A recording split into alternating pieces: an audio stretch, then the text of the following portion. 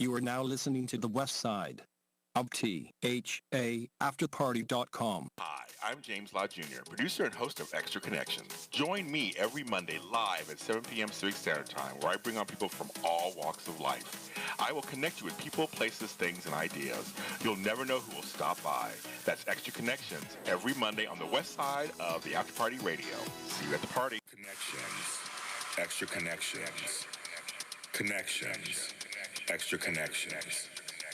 Connections. Extra Connections. Connections. Extra Connections. Connections. Extra Connections. Connections. Extra Connections. Connections. Extra Connections. Connections. Connections.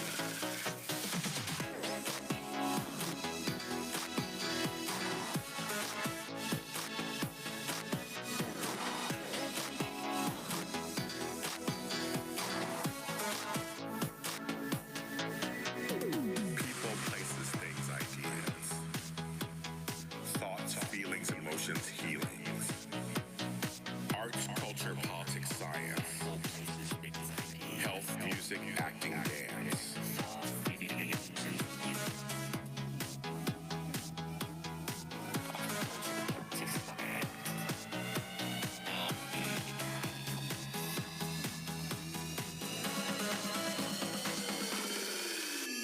Connections, extra connections, connections. Extra connections. Connections. Extra connections. Connections. Extra connections. Connections. Extra connections. Connections. Extra connections.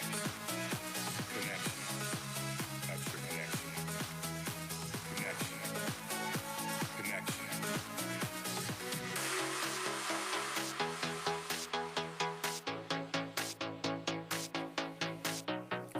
Older, younger, full hunger. Living life, victory, strife. Arts, culture, politics, science. Health, music, acting, dance. Health, music, acting, dance. Health, music, acting, dance. Health, music, acting, dance. Health, music, acting, dance. Connections, extra connections, connections, extra connections, connections, extra connections, connections, extra connections, connections, extra connections, connections, extra connections, connections, extra connections, connections, connections. Extra connections. Connections. Extra connections. You guys, it must be Monday. Monday. Extra Connections here on After Party Radio, and we're two hosts. We're talking host stuff. Like you gave me a great idea. Actually, We're like giving each other like pointers. Exactly. So you gave me a great idea. I'm going to actually use it. So it's kind of fun. Thank you, Miss Gina. We love her. Get done what Gina was on before. I'm gonna tune in next week to see if you took my advice. Give me a week. Dang. Okay. Give me a week. Okay, Give me a couple weeks. Okay. Yes. Anyway, hi. I'm James Lott Jr. Welcome to Extra Connections, and I'm glad you're back with me. Before I introduce my wonderful guests, I'm going to do little church announcements out there, like I always do. The After Party Radio is actually the After Party, and they're on every social media platform you can think of. THA After Party. Go there, like them, subscribe, follow. If you want a show here, they're looking for people to have shows here. And it's a great place to come to. I love being here every Monday. So if you want something, you can contact me or contact them, and we'll work it all out for you. We'll do all that. Now, of course, this show is live right now on Facebook Live. I see people are watching. Some people are watching already. We're also on YouTube, iTunes, Spreaker.com, and iHeartRadio afterwards. So that'll be up in another day or so, and you'll have that and get to watch this and all my other shows. What was that other one before iHeart? What was that one? Spreaker.com. Okay. I'm everywhere. New things. See, you learning too. I don't know what this stuff is. It's amazing. I'm everywhere, AJ. I'm everywhere. I see that. Yes, I get to blanket everything. That's what we do. So, okay, my guest, I mean, he is a host extraordinaire. You've seen him on a gajillion different things over the years, of course. Some of you guys were saying, wasn't he on Wendy Williams this summer filling in? I'm like, when she was kind of away for a while. Yeah, we'll talk about that for a second. We'll talk about that a little later also. But I know him from AfterBuzz TV because we both were hosts of AfterBuzz TV, of course. That's where we were doing things years ago. And he has a book. I want everybody to look at this book. It's bright. It's Britney's color, yellow. It's got flipping the script. It's so good. If you want some inspiration about this life, and because life can be tough and ups and downs, this book, get that picture, girl. This book will take you through it, and we're going to break it down. Because I want you to read the book. We're going to break down some of the things that are in there. My buddy, Mr. Tallman, AJ Gibson. Hi, how are you? Thank you for having me. I'm so excited to have you here. We talked about this like probably last spring. Yes, we did. Yeah, at dinner. And yes, we did. Now it's happening. And now it's happening. And I said, I went as a good friend. I supported him and bought the book. I didn't even give that one to him. Nope, I bought it. He's going to sign it after, but I bought it. I walked in and I realized I forgot to bring a book. And I was like, I don't have one. And I'm like, I saw it there. I'm like, oh, great. Then in my mind, my first thought was, did I send you one? I don't remember. No, I bought it. Because I try to send to people if I think about it. And you actually brought it up, and I was like, no, I'm going to buy it. I want to support it. I'm an author also. You got to support each other. And that's what, people should do that more often anyway. With your friends. Like, come on. Amen. Okay. Now, this book is amazing. And what I felt about this book was that it was very relatable. Okay. In terms of showing people the ups and downs of life. Because I got freedom myself when I realized there are ups and downs in life. Yeah. Yeah, for some reason, I think we're all raised with this idea, or many of us, not everyone, but raised with this idea that at some point, life's just going to get easy. Yeah. Like you hit a certain age, and life's just going to get easier, and all the stuff you've dealt with your entire life is just going to go away, and then it's going to be smooth sailing. Right? And I'm like, I'm pushing 40 now, and it's like still not easy. Right. Like I had a really bad day just like today. So but that's the reality of it. And I wrote this book, and I consider it my love letter to humanity. Yeah. In like particular, the LGBTQ plus community, which I'm a part of, and so much of my struggles come from that part of my story. Yeah, we're gonna talk about that. Yeah, you mentioned religion, you mentioned that. Oh, all of it. Yes. Yeah. We got more church announcements coming up in a minute. It'll be a little bit different. Yes. But God is good all the time. God is good all the time. I was saying God is always right on time. That's right. He is. He's an on-time God. Yes. I love that. I like that. But I like that it's a love letter to humanity. I love that. Yeah. Because I was going to ask you, my first question on here was, how do you describe this book to people? Okay, well, I looked at his notes. No, I'm kidding. My love letter to humanity. It's interesting what's happened since this book has come out. It's been out for about a year now. And I'm doing a lot of public speaking now. You are all over the place. Yeah, it's exciting, and I just love connecting with people. And this connections. Yeah, this book has given me the opportunity to do that. Yeah. And the way that people relate to it always surprises me. Yeah. And on this journey, I've sort of realized that I wrote the book that I needed. Ooh. And talking to other authors, especially in the self-help space, because it's my autobiography, but it's a self-help book. Yeah, it's both. And talking to other authors in the similar space, they all say the same thing. Like, you write the book that you need at that point in your life. So going back and reading every now and then, reading chapters, my boyfriend Emil will remind me, who also started at AfterBuzz. That's where I met him, actually. Shout out to Emil. Yes, AfterBuzz, always AfterBuzz folks. 7.5 years ago, we met at AfterBuzz.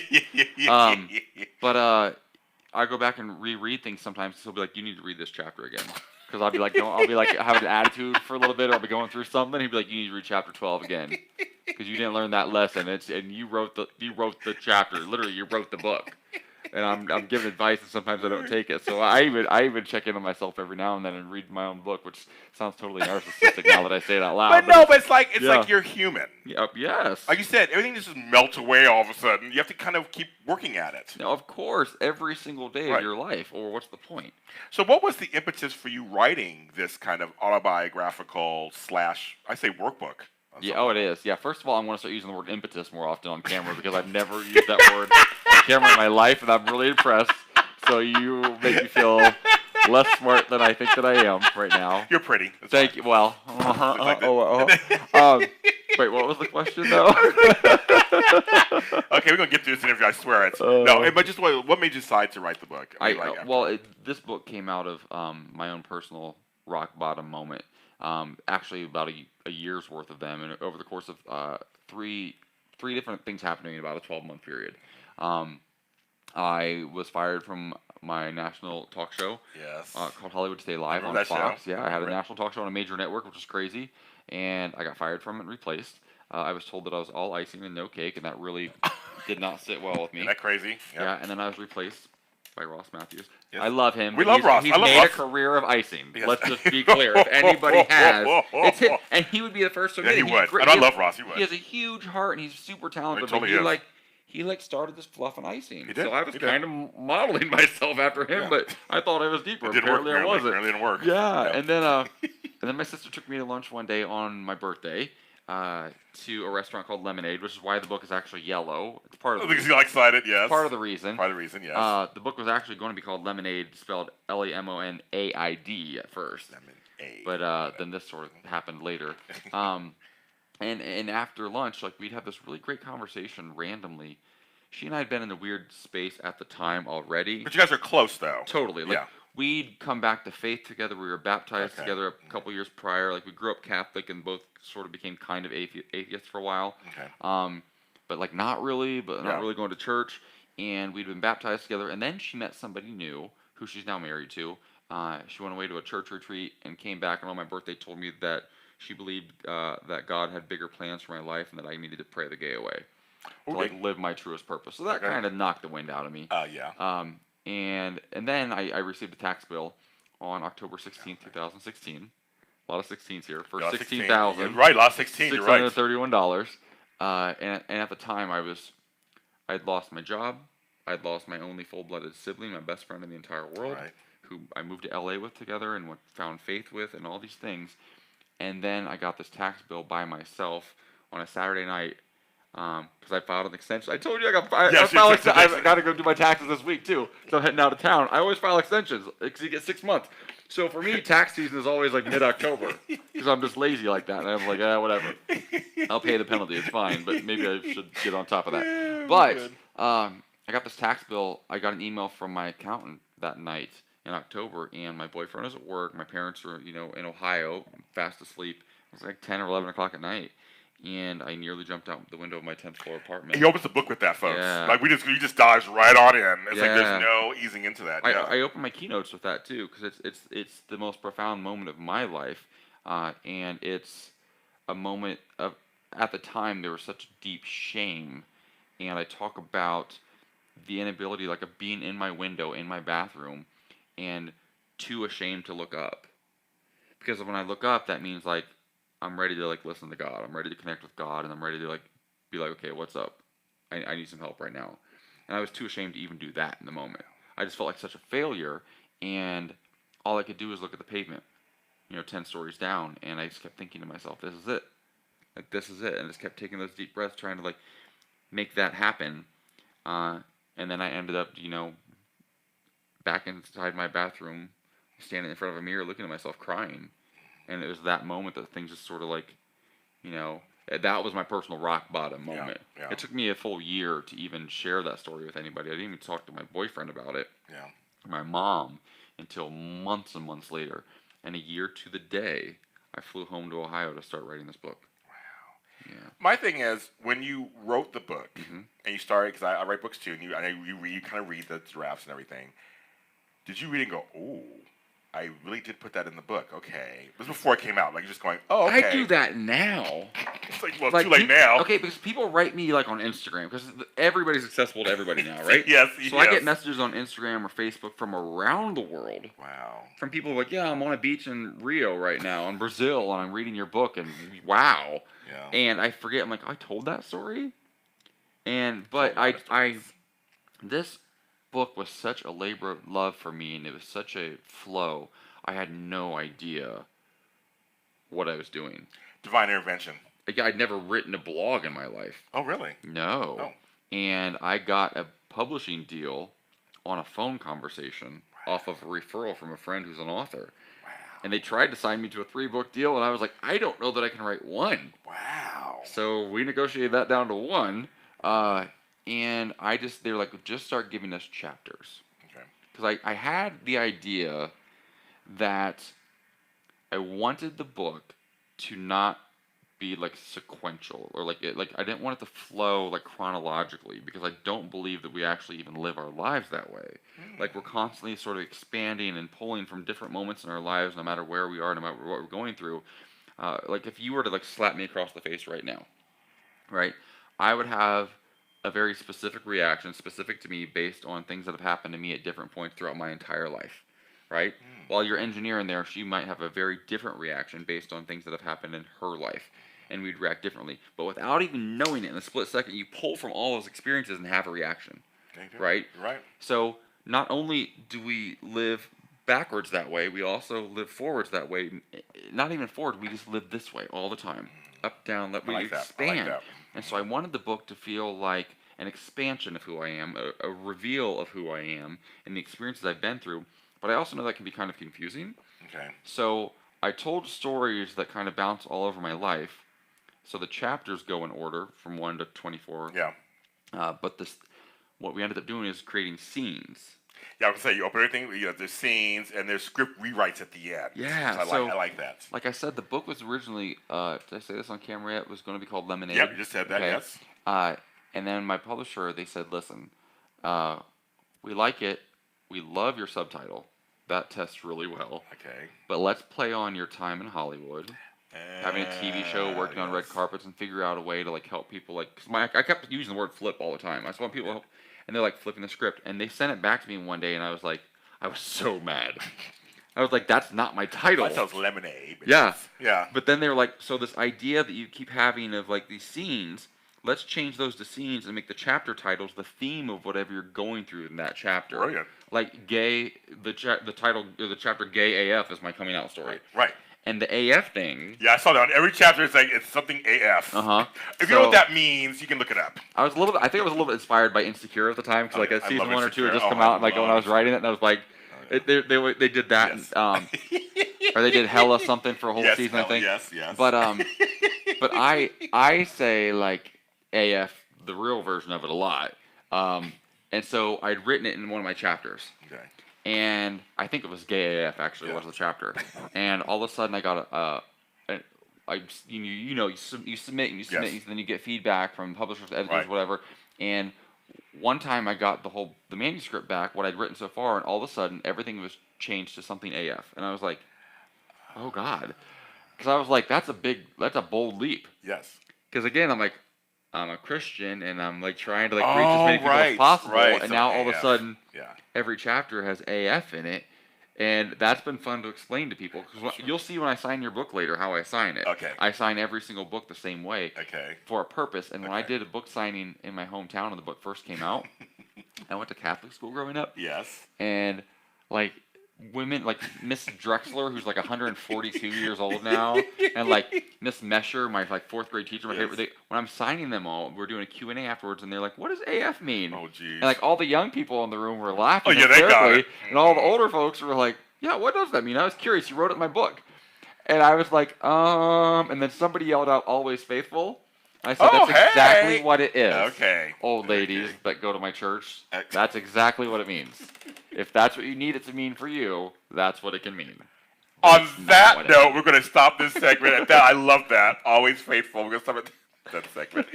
We're going to be right back. I'm hear one of my songs. We're going to be right back. This is Extra Connections on That's Party Radio. That's hilarious. I am open to love. Open to love. Love, love, love. I am open to love. Open to love. Love, love, love. The sky is green. The ocean is gray. The mountains are low and grassy. The air is thin. The water is thick. The road is paved with good intentions. Life can be beautiful when lived so openly. Hope can be wonderful when hope so deeply. Love can be fruitful when loved so freely. I am open to love. I am open to love.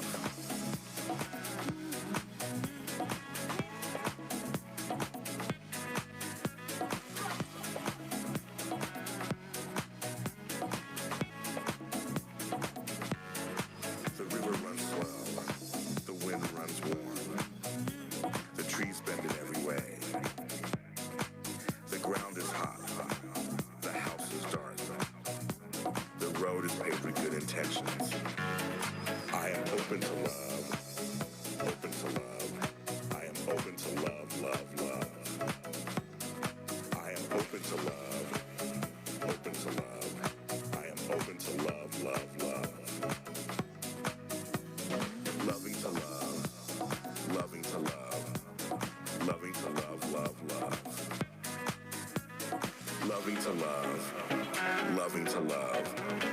Loving to love, love, love. I am open to love.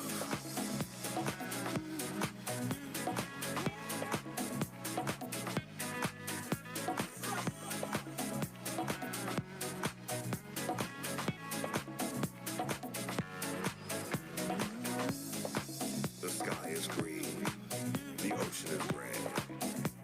The mountains are low and grassy. The air is thin. The water is thick.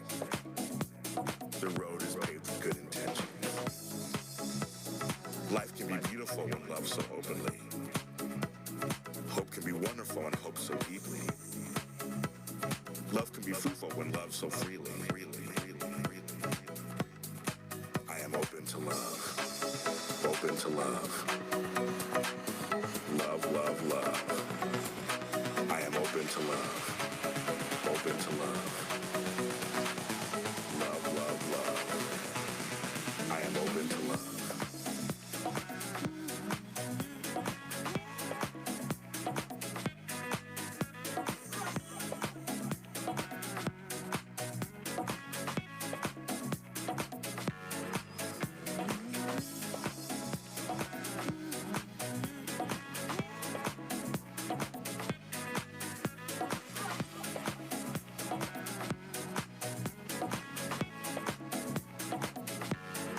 I am open to love.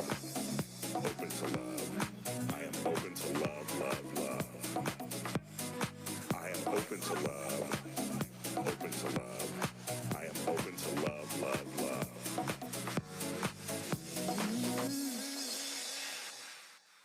We are back. Extra Connections. I'm just filling AJ Gibson on some stuff going You on. can just hear what's going on during the commercial break. AJ Gibson's here. Flipping the Script is the book. Yes, you do know him from TV.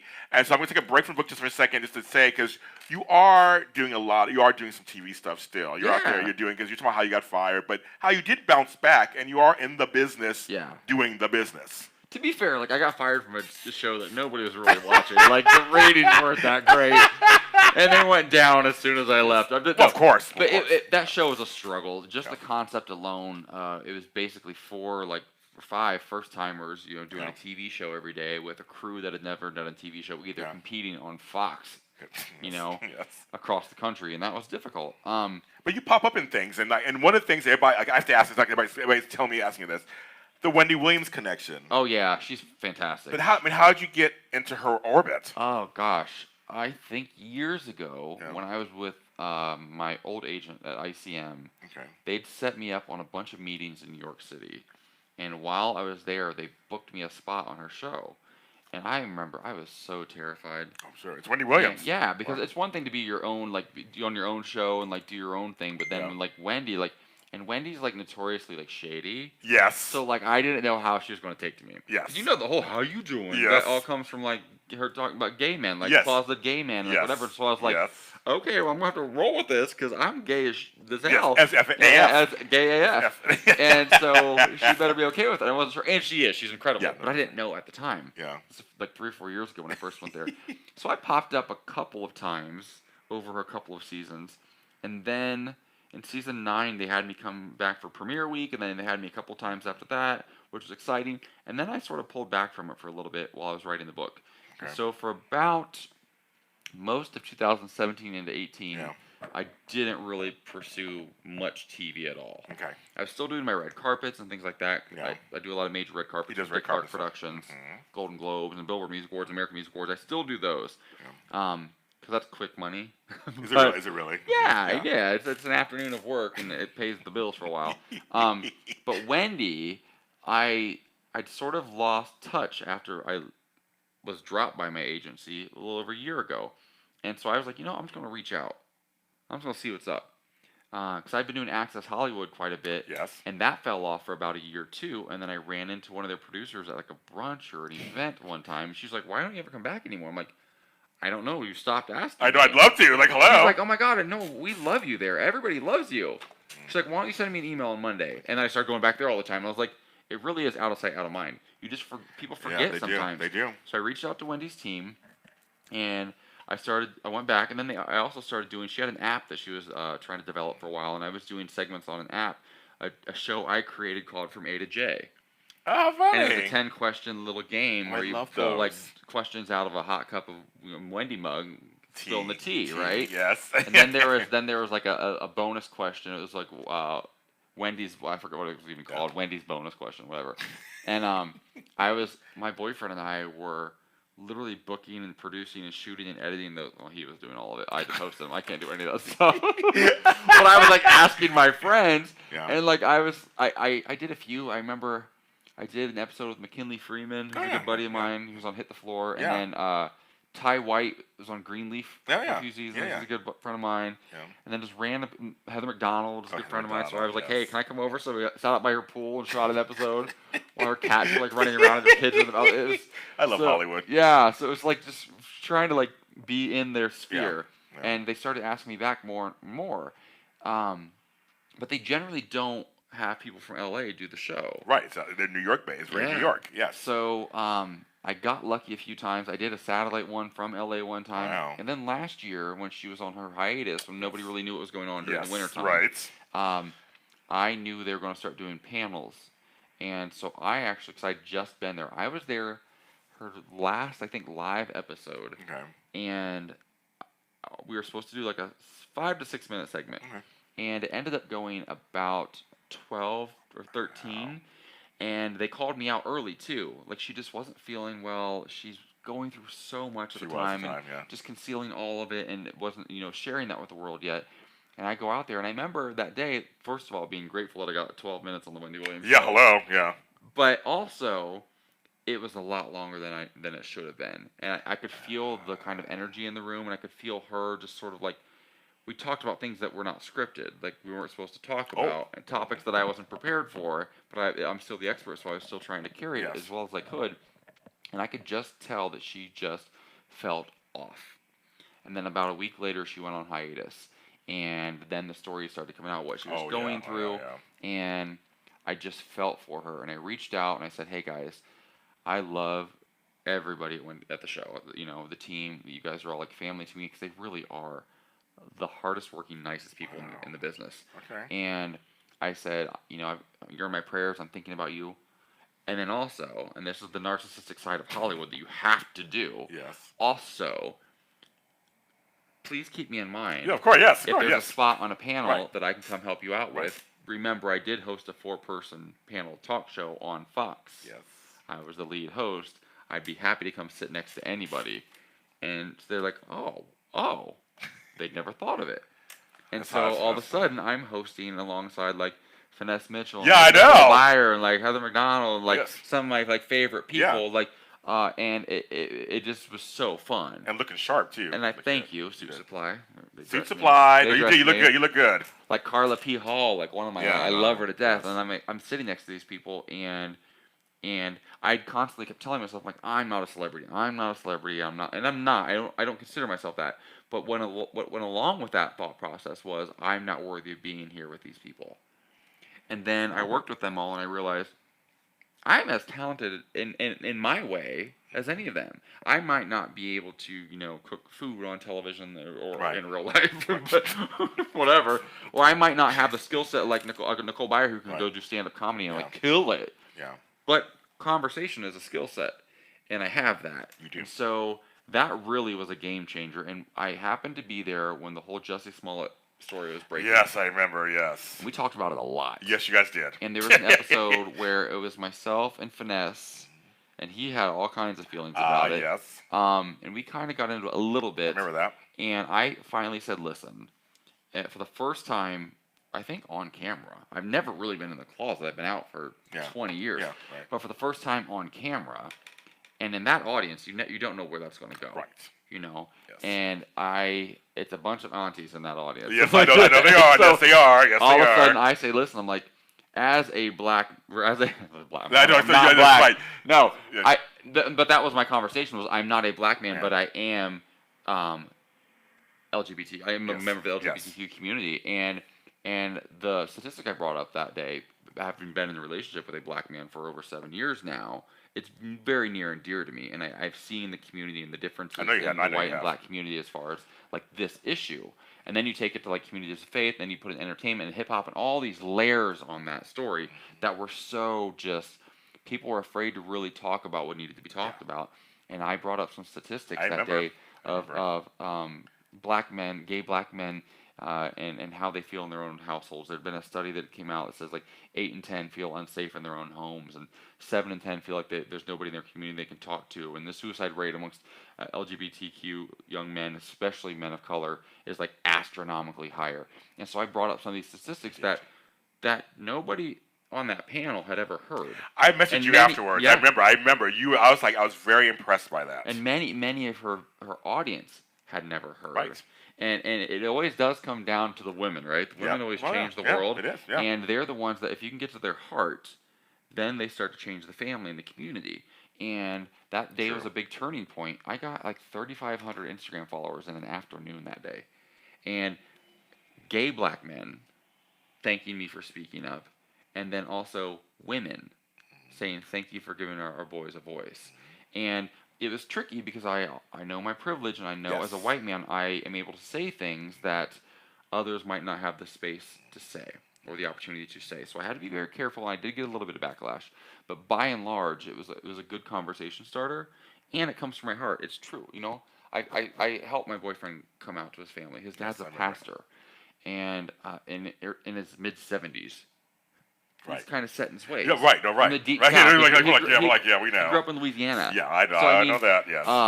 I went through that entire process with my partner, and I saw how that impacted him, and I saw how his church community and all of his Jamaican aunties, and like I saw how they all reacted to it and how hard that was for him, and I held him while he cried himself to sleep at night many times, and so I felt like even though I am white, I felt like I needed to say what needed to be said that day.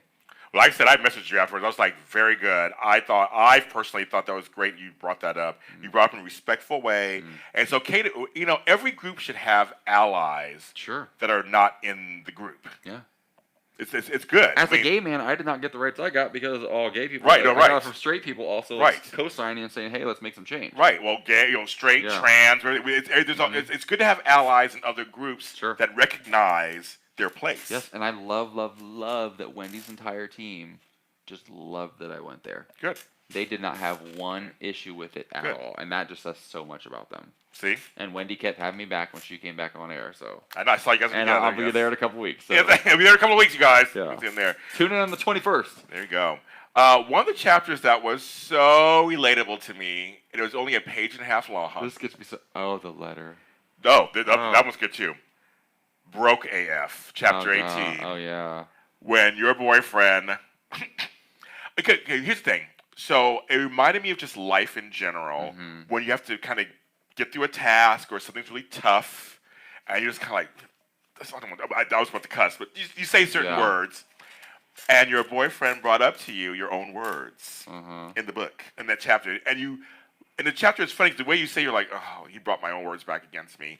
And you kind of laughed about it, and you continue to work on the book. You were having some issues with just kind of completing the book and working on the book. Because you were like, I'm broke, because you're broke AF. You're like, I have like $10 in my account, and I have this going on, and I'm trying to write this book, and I should be trying to go for, you know, like you had a lot of things going on, which is a real life thing. Yeah. Well, that's when it matters the most.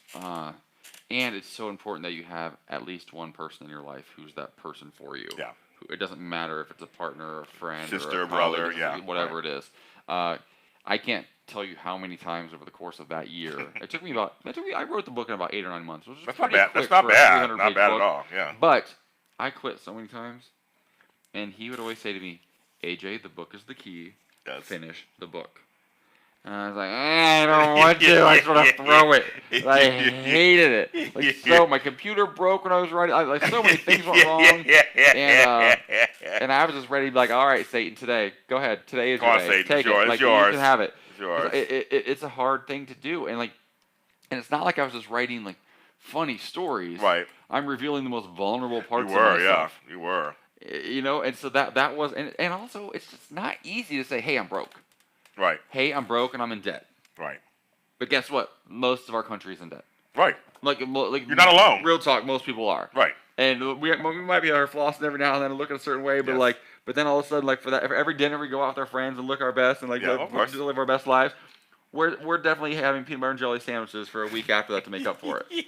And that's I want you to can of tuna tonight. That's my dinner. I'm glad you said because my next you see he's a good host and everything because they know this. I was gonna say people may look at you and go good looking, white, tall, on TV. All very true. Also, I'm very white. I love it. But that you're on TV. People look at us because I'm on TV too. People look at us and say, "Well, you're on TV. You must have money. You must be rich. Yeah. Your life must be just wonderful." Oh, you have no idea how often people reach out to me and ask me for donations for some thing, whatever they want, like a big amount of money. I'm like, I can throw you like 25 if I don't know you, but I can give you something. But say it's that perception because we're doing something that people don't get to do. A lot of people get to do. Yeah. Well, because here's the thing. Like especially now that I'm doing the public speaking, that's great and those pay well. But like. For every one of those gigs, I might not work for weeks. Oh, see, tell them. That's so I might make a lot of money in a day, which is great. So I might work for an hour or two and make enough money to pay my bills for 2 or 3 months sometimes, which is great. Yes. But then I might be sitting around for 2 or 3 months too, and that's really frustrating. And because at our core, we want to feel like we have a purpose and like we're accomplishing something. Mm-hmm. So even though the money might sometimes be in my bank account, I don't feel like I have a purpose, and I sit around waiting for the next thing. And as a creative and as an artist, it's a tricky thing to figure that out. And as you know, writing a book is not going to make you money. Right, no. Like, I get little paychecks every now and then from a publisher, but I'm not. Yeah, same you know here, what I mean? Yeah. And it's not a bestseller yet, but it's doing. Ooh, I'm like, I want to take this down. But it's doing very well, and I'm very proud of it. And the numbers continue to go up every quarter because I hustle. You do. I get these TV opportunities because I hustle. And because I've been willing to do so many things for free for so long. Oh, yes. That's a tricky thing, too. That's a tricky thing, too. Yeah. And what do you do for free? What do you not do for free? When do you cut that off? When do you choose, I've hit a point in my life now where, like, the only things I do for free are, like radio shows and podcasts for friends. Yeah, exactly. or like a charity sort of thing. Like, sometimes, but also, like, low-key, I can write that off. I donated my time now, and now that my rate is at a certain number, I can donate. I donated a lot of money, so I can write those things off, which is great. Me too. I do the same thing. But I'm still paying off my student loans. I'm going to be 40 this year. That's real talk. It's real talk. But when I didn't get into television until I was 33. See, that's a good lesson, folks. I got into it at 38, so I'm just telling you, people sometimes you find it a little later. My Jesus years when the things started happening for me. Truth, real talk. Yeah, tell me. But so. I'm still up to that point. I'd been a bartender and a personal trainer in LA. So basically just scraping by and paying my minimums on my student loans and then filing forbearance every 6 months. All right. And so I've been in the game for a few years, but I haven't had a steady gig since I had Hollywood Stay Live 4 or 5 years ago. So it's paycheck to paycheck. Mm-hmm. And sometimes I don't know when the next paycheck's coming. Right. Or they're late. And sometimes they don't pay you for weeks and weeks or months and months. And you're like, okay, you owe me money. I had that. It's now been 2-3 months. Where's the money? I had that once. But that's the reality of being an entertainer and living invoicing and waiting for things to come. You have no control over it. Yes, I mean there's a certain freedom, yes. Sure. But there is a certain uncertainty. It's why most people go 9 to 5. That's why they go for a 9 to 5 job. It's safe. It's secure. And to put your neck out there and to try to do something that I've never known anybody to write a book in my life. Where I grew up, people aren't authors. They're not on television. So there's nobody in your immediate family that was doing. I come from a hillbilly little farm town in Ohio. Yes. And that's just it. They're great people, but nobody there is creating content. They don't even the word content. If I said the word content there, they would banish me from the town. Well, it's funny. So my family's from Ohio, so I've been to Ohio a gajillion times. I'm talking all around Cleveland, all south of Cleveland, all around Columbus. I've been to Greenville and near Greenville. That's near me. I know, in Dark County. Okay. I'm Troy, Greenville. County. Oh yeah, I used to swim in Troy. I know all about that. Okay. Well, I was on a swim team. I didn't just randomly go there and just swim around. I was on a swim team. Get my maid right and get my Bob Evans. Oh my Lord, Bob Evans! Oh, best biscuits breakfast. And gravy. Best breakfast all day. So I know all that stuff. Their blueberries come out of a can though, so don't get a side of fruit. I didn't know that. Okay. I learned the hard way. Dang. But no, I love Ohio. But I'm saying it's funny that we are doing stuff where our family, our friends in these smaller towns are just like, what's that? And we look glamorous to them. So they don't. So I'm glad you're saying some of this stuff. And you say it in your book too about the ups and downs. Like, it isn't all glam. It's fun, and no one's really complaining. It's fun. I couldn't sit in a cubicle for 8 hours a day. I would die. I've never had a 9-to-5 job in my entire life. Oh, you really? Ever. No. Oh. And like my family and friends don't even ask about my career usually. So it makes them uncomfortable. They don't know how to even what to even ask me. It's not that they don't support me, but they just don't understand it. I might as well be like a Klingon to them because they don't know what it is that I do. That's true. I get that. My step-grandmother, until a couple of years ago, used to still always ask me if I had a real job yet. I had a talk show on Fox, and she was asking me if I had a real job yet. I get that. And my stepdad finally was like, yes, he does. He's a television host. I get that. And he shut her down because she didn't get it. But like, you talk about being like broke and like not like. There's a chapter in here about the very first time I was ever invited to go to the Golden Globes. Yes. But with Entertainment Tonight, it happened in a 2 or 3 day period. I was so excited. I was driving my old Chevy Equinox at the time that barely worked, and I decided I was so. Looking back, so funny. This wasn't that long ago either. Right. No. Right. It was this was like recent. like 6 years ago. Yeah. And I went to get it washed because in my mind I thought I was going to pull up to the Golden Globes, and I thought that my car was going to go to the same place all the celebrities' cars where they got dropped off. And I didn't know how that worked, and I knew I was going to have to valet my car, and just the idea of valeting my car gave me such anxiety. Because I was like, I'm going to get out of this thing in a tuxedo, and I'm not going to belong here already, and I feel like I don't belong, Yes. Right. and so I better at least have a clean car. And Okay. so I went and I washed the car. Okay. And my sunroof had been broken for a couple of years, open like this far. My And so I tried to like God. shove towels or something up in there just to make it not whatever. And it kept the inside of my car dry. It was okay. Okay. But it got into something, and I pulled out, and I pulled over for a second because my sister Chris called, and I had a conversation with her, and I went to start my car again in the parking lot at the Chevron on Beverly where there's a car wash. Yes, it is. And my car wouldn't start.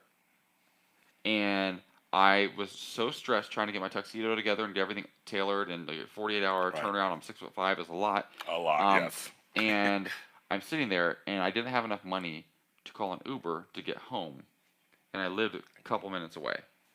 I had no money. Right, My credit cards were maxed out. I had no money, and I was like, "Oh Lord, I thought this was my opportunity. I'm so close, and now this huge thing has just happened to me, and I have to get my car towed." Luckily, I had paid my AAA bill. I was too ashamed to call my cousin, whose house I just left, to come help me, and so Emil came and got me, and we got my car towed, and he's like, we'll deal with that later. I don't think I even told the story in the book, but he rented me a car so I could feel comfortable just driving there for a day. He got me like an SUV. Very nice. And rented it my 10 years younger boyfriend. Yes. And rented me a car so I could feel like dope and like I belonged. Yes. He knew that I belonged, but I wasn't sure that I belonged. And that was again Satan being like, I'm gonna stop you. But that's what happens when you come to those moments where things are you're really close to something big. Yeah. So now, since writing this book, whenever really bad things start to happen, my boyfriend and I always look at each other like, we're about to get blessed so big. There you go. We just got to get through this next little hump, this next rock bottom moment, because something big is happening, so we get excited about really bad stuff. I'm going to tell a quick story. We're going to go to break into that, but a quick story. I was up for an award this past August, the Capital City Web Awards. I was up for 2.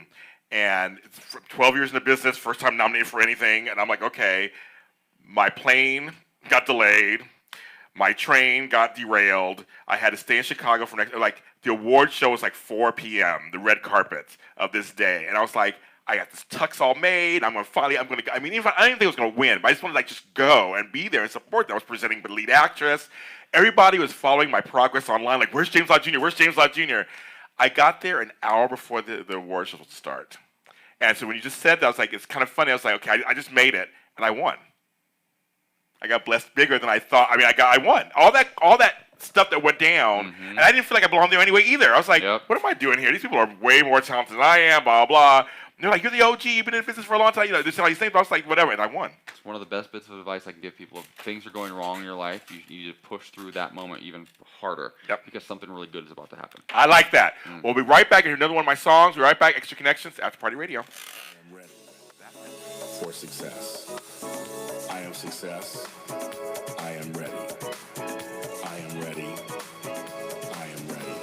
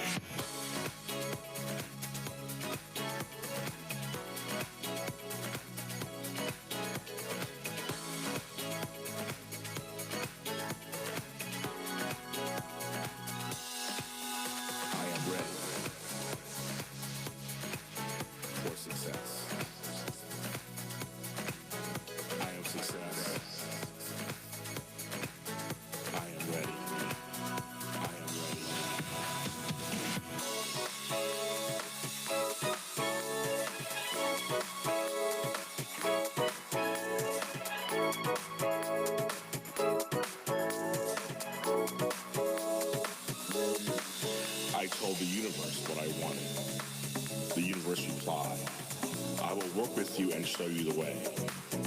These are things you will need. You will need faith. You will need to surrender all negative thoughts. I am here for you. Get ready to listen with your mind and see with your heart. It all begins and ends with you.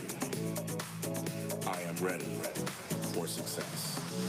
I am success. I am ready.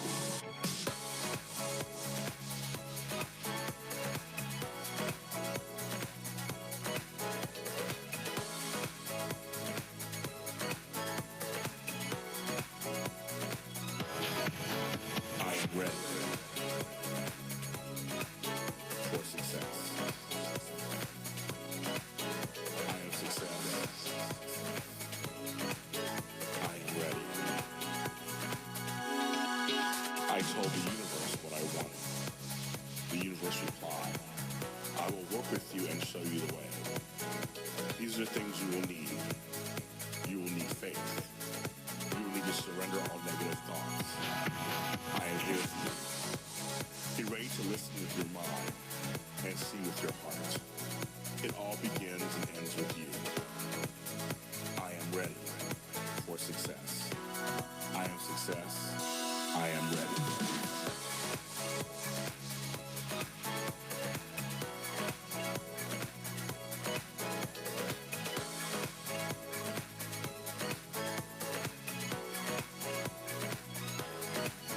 I am ready for success. I am success. I am ready.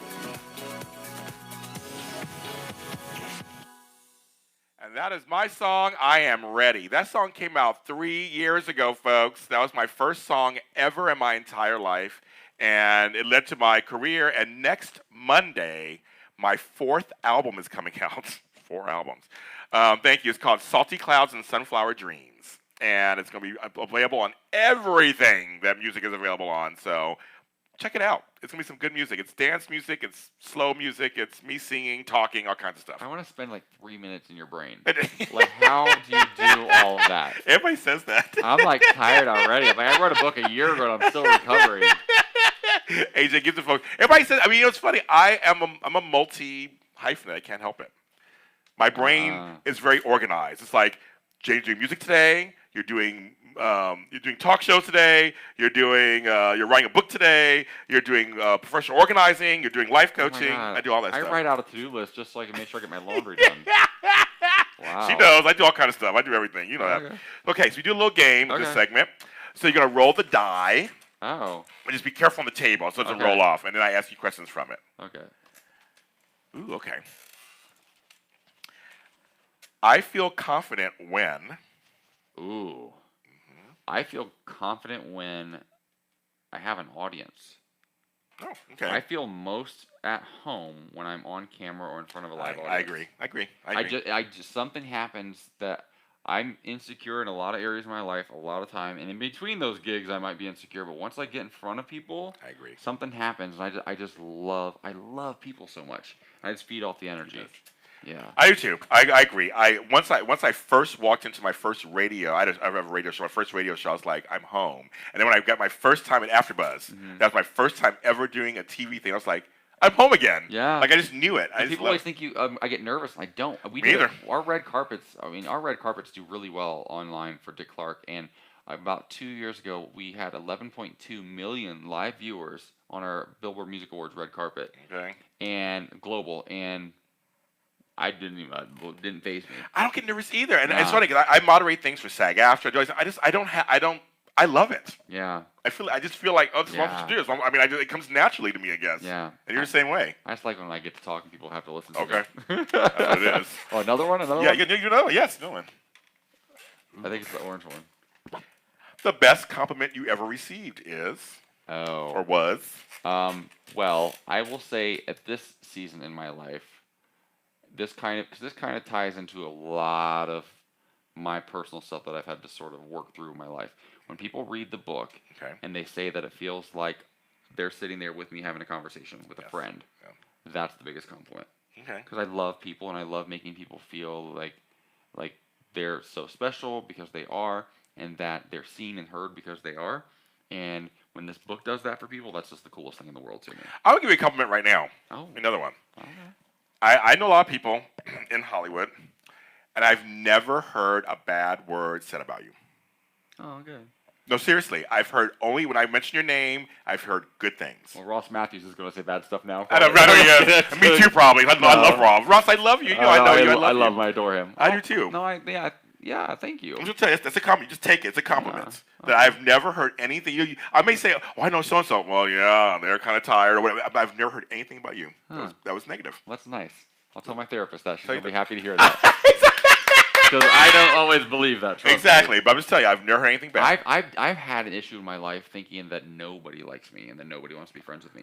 Up until just very, very recently. Really? I've had to work through this in therapy a lot.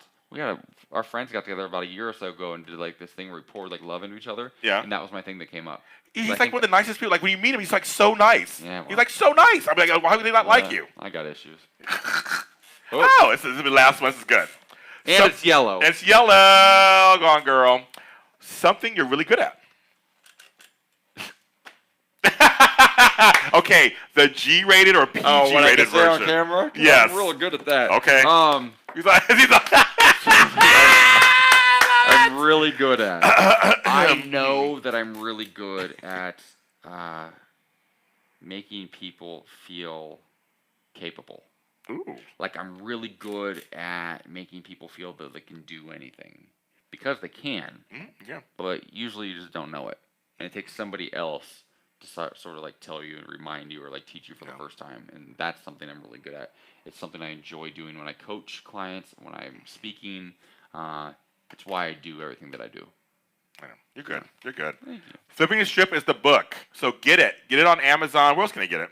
It's on Amazon, IndieBound, Target. It's all over the place. If you go to ajgibsontv.com, you can find everything there. You can choose how you want to buy it. If you do and you love it, please review it for me.